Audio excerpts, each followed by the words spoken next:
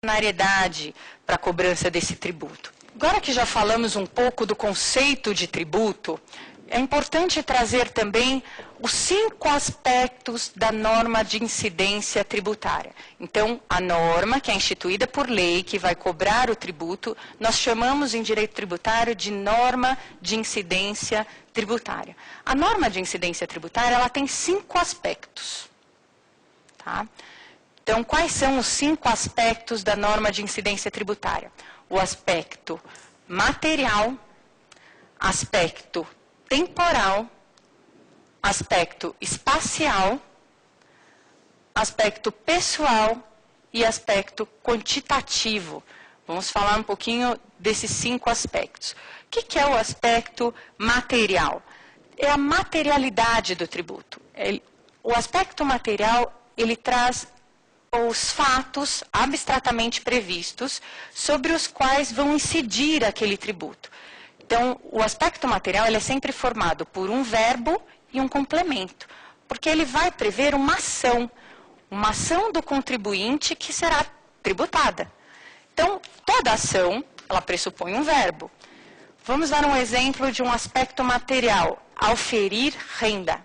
Auferir renda é um fato abstratamente previsto pela norma, que uma vez verificado, gera a obrigação de pagar tributo. Gera a obrigação de quem? Do contribuinte, de levar dinheiro aos cofres públicos. Tá? Esse é o aspecto material, ele vai prever a materialidade da norma.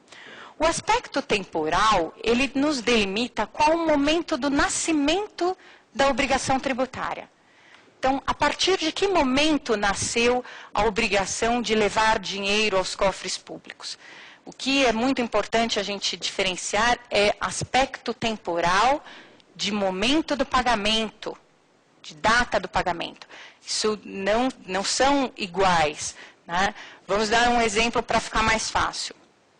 O aspecto temporal do IPVA, que é Imposto sobre Propriedade de Veículos Automotores, é ser proprietário, então verbo mais complemento, aspecto material, no dia 1º de janeiro de um determinado ano.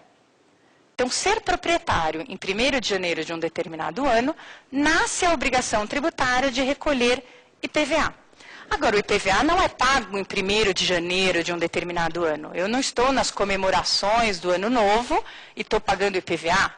Então, é diferente aspecto temporal de momento do pagamento. Né? Tem um prazo para que você recolha IPVA, pode ser até parcelado.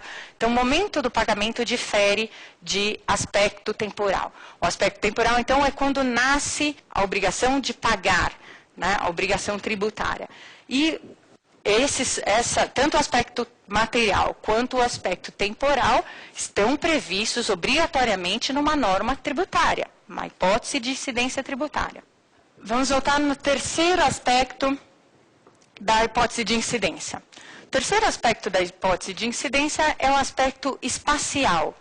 O aspecto espacial, ele delimita a abrangência daquela norma. Em que território aquela norma vai incidir. Então, se é uma norma de incidência tributária municipal, o aspecto territorial, espacial, é um município. Uma hipótese de incidência tributária da União, o aspecto territorial é o território nacional. Então, ele vai delimitar qual é a abrangência espacial, territorial, de uma hipótese de incidência tributária. Ficou alguma dúvida? Então, vamos para o quarto aspecto. O quarto aspecto é o aspecto pessoal. No aspecto pessoal, a norma de incidência tributária ela deve prever o sujeito ativo e o sujeito passivo de uma obrigação tributária, da criação de um determinado tributo. Então, ela vai prever quem deve pagar e a quem se deve pagar. Então, nós temos como exemplo, a gente já deu o exemplo do Imposto sobre Propriedade de Veículo Automotor, que é o IPVA. Ele é um tributo estadual. Tá? Então, ser proprietário de veículo automotor, a norma de incidência tributária, ela vai prever quem é o sujeito passivo dessa obrigação, quem deve pagar. o proprietário de veículo automotor. E a quem se deve pagar? Ao Estado, porque é um tributo de competência tributária dos Estados. Então, esse é o aspecto pessoal. E, por fim, o último aspecto, o aspecto quantitativo. O aspecto quantitativo, ele se subdivide em base de cálculo e alíquota. O que é o aspecto quantitativo? É o aspecto que vai determinar quanto eu devo pagar. Ele é formado pela base de cálculo. Base de cálculo, ela dimensiona a grandeza econômica a ser tributada. Então, no caso do IPTU, por exemplo, vamos mudar aí um pouco de exemplo. IPTU, Imposto sobre Propriedade Territorial Urbana. Quem deve pagar o IPTU é o proprietário de imóvel urbano. Qual a grandeza a ser tributada? É o valor venal do imóvel. Então, a base de cálculo do Imposto sobre Propriedade Territorial Urbana é o valor venal do imóvel.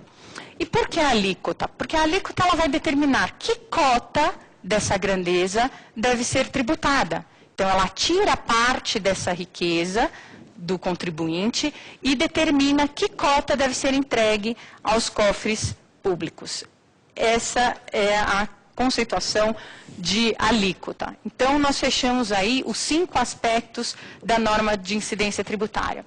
Aspecto material, temporal, espacial, pessoal e quantitativo. Então, agora vamos ouvir uma questão que vai tratar do próximo assunto que nós vamos tratar na aula.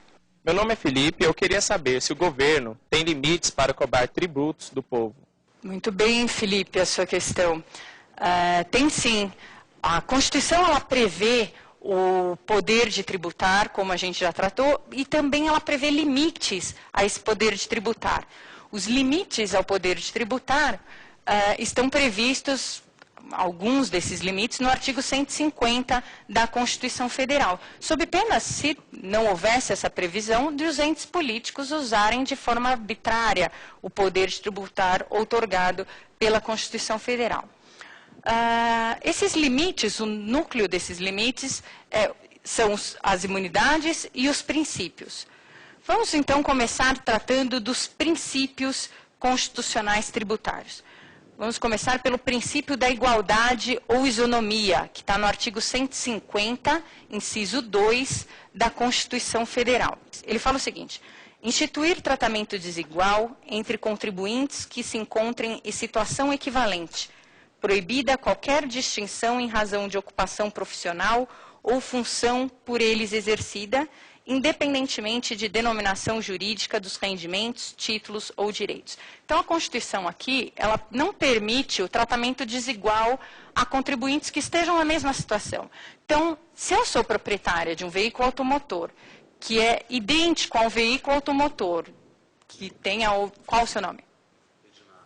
Ednardo.